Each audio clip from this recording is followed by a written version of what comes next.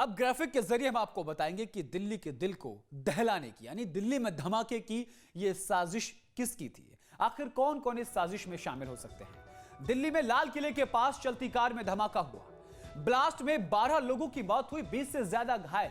यह पहली सूचना के आधार पर हम आपको बता रहे हैं। यह आंकड़ा बढ़ भी सकता है क्योंकि घायलों की संख्या बहुत ज्यादा क्रिटिकल बताई जा रही है। i-20 कार के पीछे हिस्से में धमाका हुआ। दिल्ली में आज कैबिनेट कमेटी ऑन सिक्योरिटी की यानी सीसीएस की बैठक में ऑपरेशन सिंदूर पार्ट 2 को लेकर बड़ा फैसला हो सकता है और इसी को लेकर के पाकिस्तान का ब्लड प्रेशर पूरी तरीके से हाई नजर आ रहा है क्योंकि उन्होंने अपनी वायुसेना को अलर्ट मोड पर डाल दिया है। दिल्ली ब्लास्ट केस में नया मोड़ सामने आया, सीसीटीवी सामने आया। ओखला में पॉल्यूशन चेक कराता आरोपी उमर नबी दिखा है। एनआईए ने घटनास्थल से 42 से ज्यादा सबूत जुटाए हैं। जरा सोचिए, अंदाजा लगाइए, 42 से ज्यादा सबूत उस जगह से जहां विस्फोट हुआ था। इससे अंदाजा लगाया जा सकता है कि यह धमाका कितना ज्यादा खतरनाक था। आतंकी मॉड्यूल को लेकर बड़ा खुलासा हुआ। मास्टरमाइंड के तौर पर इमाम इरफान अहमद की भूमिका सामने आई है।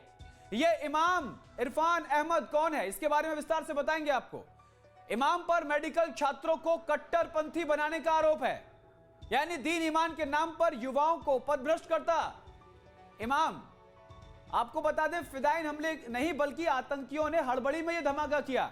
दरअसल यह एक बड़ा सुनियोजित हमला हो सकता था, लेकिन भारतीय एजेंसियों की सतर्कता और तत्परता के चलते जब आतंकियों की धरपकड़ शुरू हुई तो उसमें से 2 आतंकियों को पकड़ लिया गया।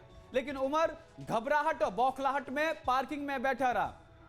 उसके बाद वो ये परेशान हो गया कि उसको क्या करना चाहिए। वो पार्किंग में बैठा रहा और पार्किंग से जब बाहर आया तो उसने हड़बड़ाहट में यह धमाका कर दिया। यह सुसाइड मिशन नहीं बल्कि आकस्मिक धमाका था, क्योंकि वहां जांच एजेंसियों ने 42 सूत्र जो इकट्ठा किए हैं, 42 सबूत, उनके आधार पर कहा जा सकता है कि आईईडी पूरी तरीके से तैयार नहीं था, क्योंकि वो उस जगह पर कोई गड्ढा नहीं मिला, कोई छर्रे नहीं मिले हैं वहां पर किसी भी बारूद के, इसलिए यह अंदाजा लगाया जा सकता है। इसी खबर पर विस्तार से जानकारी के साथ हमारे संवाददाता राहुल डबास हमारे साथ जुड़ गए हैं। राहुल, धमाके वाली जगह से तमाम मलबे को हटा दिया गया है, 42 सबूत इकट्ठा किए गए हैं। मौके पर वर्तमान में क्या है, और जो ये बात कही जा रही है कि यह सुनियोजित साजिश के तहत बड़ा धमाका हो सकता था, लेकिन यहां घबराहट में धमाका हुआ है, ऐसा क्यों कहा जा रहा है सूत्रों के हवाले से? देखिए, अगर सबसे पहले अमोनियम नाइट्रेट की बात करते हैं जो अल शफा यूनिवर्सिटी फरीदाबाद से मिला था।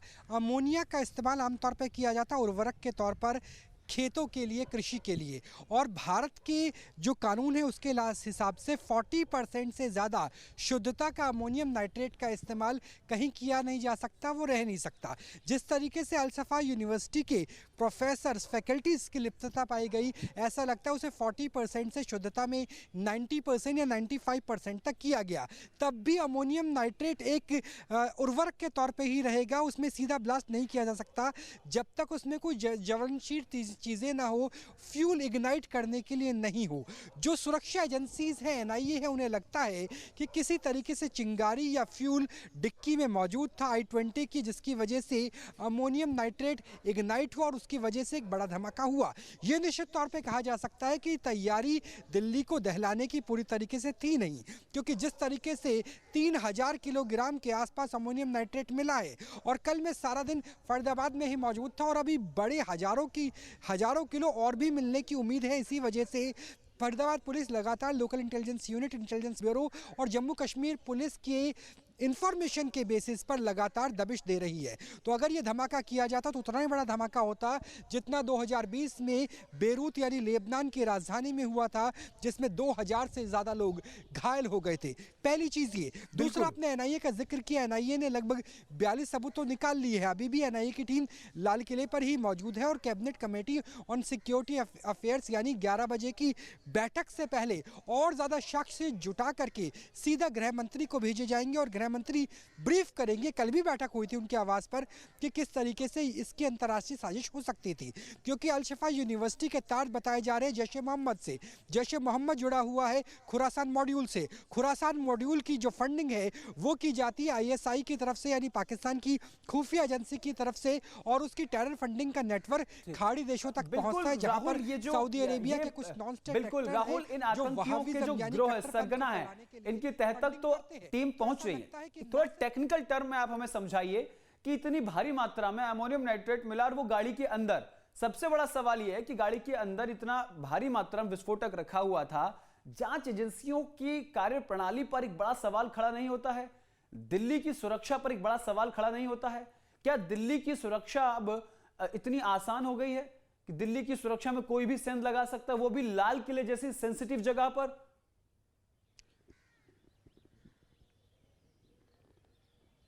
राहुल, देखिए, इसमें दो चीज़ें हैं। पहली चीज़ तो ये कि अक्टूबर के महीने में मिलिट्री इंटेलिजेंस के पास ये सूचना आई कि जो पीर पंजाल का रीजन है, जहाँ पे शोपिया पड़ता है, उसके अलावा जो अखनूर है वो पड़ता है, जम्मू पड़ता है, वहाँ से घुसपैठ की कोशिश की जा रही है। उसके बाद श्रीनगर के डाउनटाउन में लश्कर मोहम्मद के पोस्टर लगाते हुए कुछ प्रोफेसर नजर आए, जिसके बिना पर यह पता चला कि अल-शफा यूनिवर्सिटी के प्रोफेसर अमोनियम नाइट्रेट को ज़्यादा शुद्धता में लेके जा रहे हैं। देखिए, अमोनियम नाइट्रेट का इस्तेमाल उर्वरक के तौर पे किया जाता है, आमतौर पे किसान यूज करते हैं, लेकिन उसे 40% से 80% या 90% करने के लिए जो चीज़ें चाहिए वो चीज़ें आपको लेबोरेटरी के अंदर मिलती है, प्रोफेसर के जरिए मिलती है। तो ये RDX नहीं था, ये जेलेटिन की छड़ें भी नहीं थी, ये IED भी नहीं था। यहाँ पर अमोनियम नाइट्रेट को शुद्धता से रखा गया था और उसके लिए लेबोरेटरी का इस्तेमाल किया जा रहा था। पहली चीज़ ये।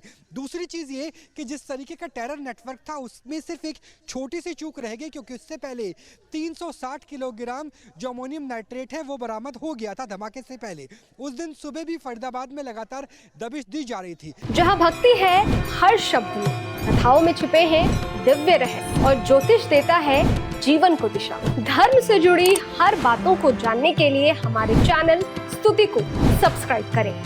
चैनल पर जाने के लिए इस लिंक पर क्लिक करें।